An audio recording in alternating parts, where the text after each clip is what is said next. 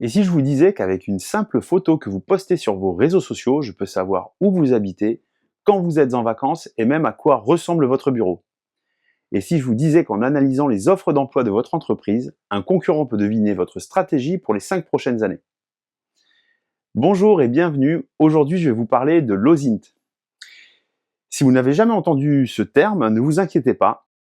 À la fin de cette vidéo, vous comprendrez non seulement ce que c'est, mais aussi pourquoi c'est important pour vous, que vous soyez chef d'entreprise, responsable sécurité ou simplement quelqu'un qui s'intéresse à l'information en général.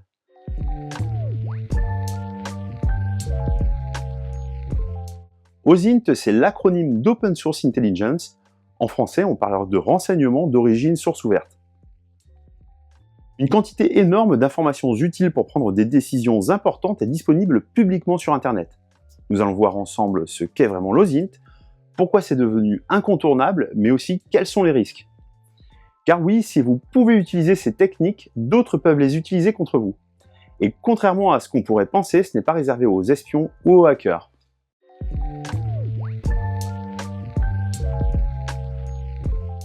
L'OSINT, c'est l'art de transformer l'information publique en renseignements utiles. Imaginez que vous vouliez en savoir plus sur une entreprise avant de signer un contrat avec elle. Vous pourriez regarder son site web, ses réseaux sociaux, les articles de presse qui parlent d'elle, les offres d'emploi qu'elle publie, ou même les avis de ses employés sur des sites comme Glassdoor. Tout cela, c'est de l'OSINT. Vous utilisez des sources ouvertes, c'est-à-dire légalement accessibles, pour vous faire une opinion éclairée. Mais attention, ouvert, ça ne veut pas dire gratuit.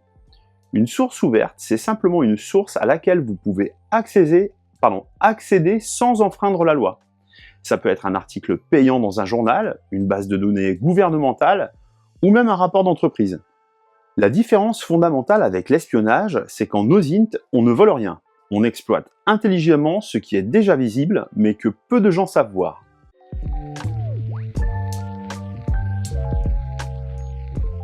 Il existe des centaines d'outils OSINT, des plus simples aux plus sophistiqués. Voici quelques exemples pour vous donner une idée. Tout d'abord, les Google Docs, qui sont des opérateurs permettant d'affiner des recherches sur Google. Cette technique a encore fait fureur dernièrement, car avec un simple site chatgpt.com/share, déroulez devant vous tous les résultats de prompts partagés par le site chatgpt.com. Shodan Search Engine, surnommé le Google des objets connectés, permet de trouver tous les appareils connectés à Internet, des caméras aux serveurs industriels, parfois sans aucune protection. Maltego, un outil de visualisation qui permet de cartographier les liens entre différentes entités, que ce soit des personnes, des entreprises, des sites web ou bien des adresses IP. Un plus populaire se nomme I Have Been Pwned, qui vous permet de vérifier si vos données personnelles ont fuité lors de piratage en entrant simplement votre adresse mail. Et il existe encore des centaines d'outils de ce type regroupés dans un pactage nommé le OSINT Framework qui répertorie plus de 400 ressources classées par catégorie. Et ce ne sont que quelques exemples. La plupart de ces outils sont gratuits ou peu coûteux, ce qui explique pourquoi l'OSINT s'est démocratisé si rapidement.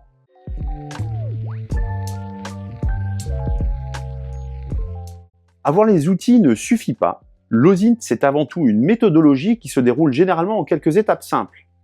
D'abord, on définit clairement ce que l'on cherche, car sans question précise, on se noie dans l'information. Ensuite, on collecte l'information avec des techniques et des outils spécifiques, comme ceux évoqués précédemment. Puis on traite cette information, on la trie, on l'organise. L'étape cruciale étant l'analyse, c'est là que l'on recoupe les informations, qu'on les vérifie, et qu'on connecte les points pour révéler des tendances ou des opportunités. Enfin, on présente le résultat de façon claire pour aider à la décision.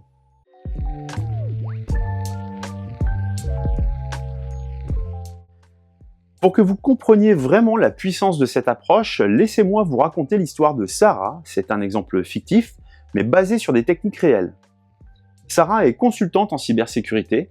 Un client lui demande d'évaluer les risques d'espionnage industriel auxquels son entreprise est exposée. Pour cela, elle va mener une enquête OSINT sur l'un des cadres dirigeants de l'entreprise que nous appellerons Marc. Tout commence par une simple photo LinkedIn. Marc a posté une photo de lui dans son bureau avec ce commentaire « Excellente réunion stratégique ce matin, direction 2025 ». En 10 minutes chrono, voici ce que Sarah découvre. Elle télécharge la photo et examine les métadonnées avec un outil gratuit.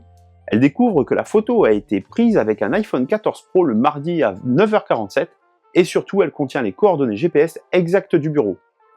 Elle utilise Google Street View pour explorer les alentours du bureau.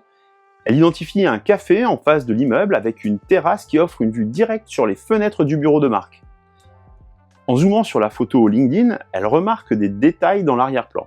Un tableau blanc avec des schémas floutés et surtout le reflet d'un écran d'ordinateur dans la vitre derrière Marc. Elle fait une recherche Google Images inversée sur la photo, elle découvre que Marc l'a aussi posté sur Twitter, mais en version non recadrée. Cette version révèle plus d'éléments du bureau. Elle consulte les autres publications récentes de Marc. Il a liké plusieurs articles sur l'intelligence artificielle dans l'automobile. Il a aussi partagé un article sur les véhicules autonomes. Elle vérifie les connexions LinkedIn de Marc. Il s'est récemment connecté avec plusieurs profils d'ingénieurs spécialisés en IA, tous basés dans la Silicon Valley. Elle recherche les offres d'emploi récentes de l'entreprise de Marc. Surprise, il recrute un chef de projet IA véhicules connectés depuis 3 semaines. Elle croise ces informations avec les dépôts de brevets récents de l'entreprise. Elle trouve 2 demandes de brevets liées au système de navigation autonome, déposées il y a environ 6 mois. Elle consulte les registres publics des participations à des salons professionnels. L'entreprise de Marc s'est inscrite au salon Autonomous Vehicle Technology qui aura lieu dans 3 mois. Elle compile tout ça et en tire une conclusion simple. L'entreprise de Marc développe secrètement une technologie de véhicules autonomes, probablement en partenariat avec des entreprises américaines. En 10 minutes, avec une seule photo LinkedIn et des outils gratuits, Sarah a découvert la stratégie confidentielle d'une entreprise. Mais l'histoire ne s'arrête pas là. Sarah pousse plus loin son investigation. Elle retourne au café en face du bureau de Marc le mardi suivant à 9h30. Effectivement, elle voit Marc arriver pour sa réunion stratégique hebdomadaire. Avec des jumelles, elle peut lire une partie de ce qui est écrit sur le tableau blanc. Elle découvre aussi que Marc a l'habitude de prendre ses appels importants sur la terrasse de l'immeuble, probablement pour avoir une meilleure connexion. Avec un micro directionnel, quelqu'un pourrait facilement écouter ses conversations. En une semaine d'investigation aux INT, Sarah a cartographié les habitudes de Marc, identifié les projets secrets de son entreprise et même trouvé des moyens d'espionner ses communications. Et tout cela avec des informations publiques. C'est ça la puissance de l'OSINT. Une simple photo peut mener à la révélation de secrets d'entreprise. Un post sur les réseaux sociaux peut trahir une stratégie. Une offre d'emploi peut révéler les projets futurs d'une organisation.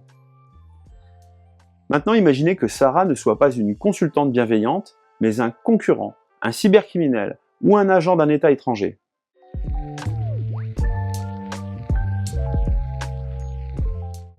L'OSINT se décline sous différentes formes d'applications. Tout d'abord, l'intelligence concurrentielle et économique. Vous voulez savoir ce que prépare votre concurrent? Regardez ses offres d'emploi. S'il recrute massivement des développeurs spécialisés en intelligence artificielle, il y a de fortes chances qu'il développe une solution IA.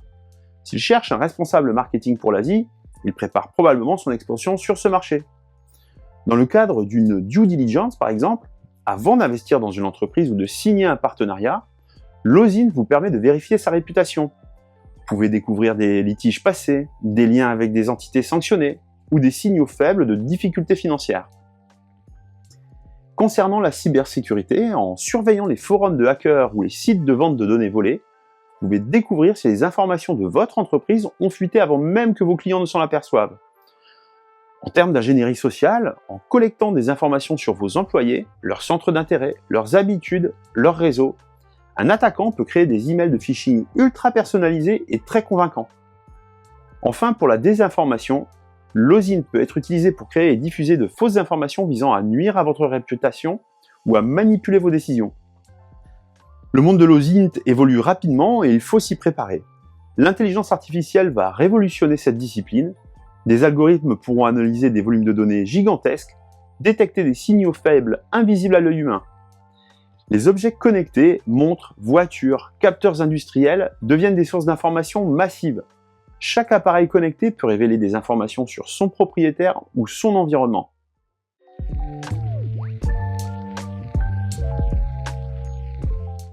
Alors avant de parler de protection d'entreprise, parlons de vous. Car l'OSINT ne concerne pas que les organisations, il vous concerne directement en tant qu'individu. La bonne nouvelle, c'est qu'il existe des moyens simples de réduire votre exposition. Alors voici quelques conseils pratiques. Maîtrisez vos photos. Supprimez les métadonnées de géolocalisation avec des outils gratuits comme ExifTools avant de les republier sur vos réseaux sociaux. Évitez de poster en temps réel.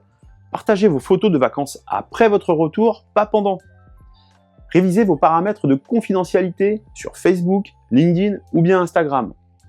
Vérifiez qui peut voir vos publications et limitez l'accès à vos amis proches pour les contenus personnels. Désactivez la fonction Amis d'amis qui permet à des inconnus de voir vos informations. Attention aux quiz et jeux sur les réseaux sociaux qui demandent l'accès à vos données personnelles. Sur LinkedIn, ne détaillez pas trop vos missions actuelles. Un concurrent pourrait deviner votre stratégie. Évitez de poster des photos de votre bureau, de vos écrans d'ordinateur ou de documents de travail. Surveillez votre réputation en ligne en recherchant régulièrement votre nom dans différents moteurs de recherche pour voir ce qui apparaît. Éduquez votre entourage, vos enfants, votre conjoint. Vos proches peuvent involontairement révéler des informations sur vous. Sensibilisez-les aux risques. Demandez à vos amis de ne pas vous identifier sur leurs photos sans votre accord. Expliquez à votre famille pourquoi il ne faut pas partager certaines informations en ligne. Attention aux détails qui trahissent, évitez de poster des photos de vos clés, de vos cartes d'accès ou de vos badges d'entreprise, et même cartes d'identité, car ils peuvent être reproduits. Utilisez des cartes virtuelles ou prépayées pour vos achats en ligne.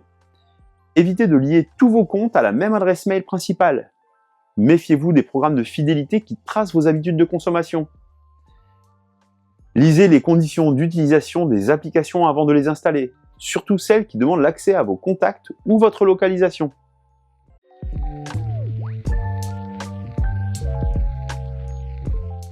Maintenant, au niveau professionnel, la protection suit les mêmes principes mais à plus grande échelle.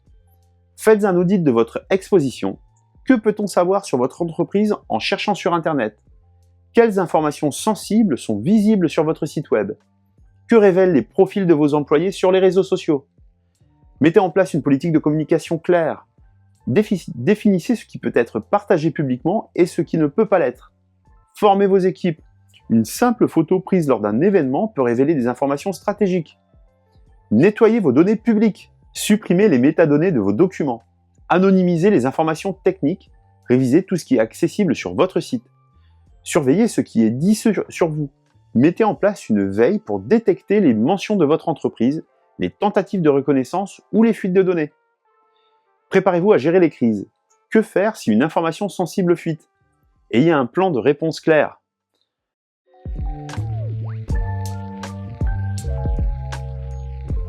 Maintenant, parlons de l'intégration de l'OSINT dans votre organisation, car ce n'est pas juste un outil ponctuel, c'est une capacité stratégique à développer. L'OSINT doit faire partie de votre système de veille concurrentielle et technologique. C'est un moyen d'anticiper les disruptions et de saisir les opportunités avant vos concurrents. Si vous avez un centre opérationnel de sécurité, un SOC, l'OSINT doit y être intégré. C'est ce que l'on appelle la Cyber Threat Intelligence. Surveiller les forums de hackers, détecter les fuites de données, identifier les campagnes de désinformation. Tout cela fait partie de la sécurité moderne. L'OSINT peut vous aider à évaluer les risques liés à vos partenaires, fournisseurs ou investissements. C'est un complément indispensable à la due diligence traditionnelle. Organisez régulièrement des exercices où une équipe interne ou externe tente de collecter des informations sur votre entreprise en utilisant uniquement l'OSINT. C'est le meilleur moyen d'identifier vos vulnérabilités. Mettez en place une surveillance proactive de votre empreinte numérique. Surveillez le dark web pour détecter les fuites de données, les mentions de votre entreprise dans des contextes suspects ou les tentatives de désinformation.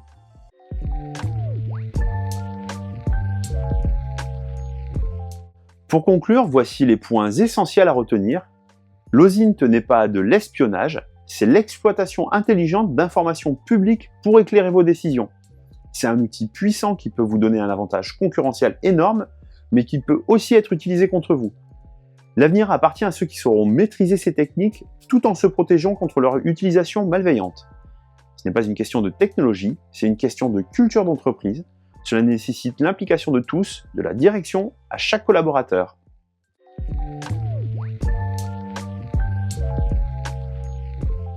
Je vous remercie pour votre attention. J'espère vous avoir donné une vision claire de ce qu'est l'OSINT et de son importance. Si cette vidéo vous a intéressé, mettez un pouce en l'air. Pour d'autres contenus sur la stratégie numérique, abonnez-vous. Vous pouvez partager en commentaire vos questionnements ou votre expérience. En attendant, je vous dis à bientôt pour de nouveaux contenus dans l'univers passionnant des systèmes d'information.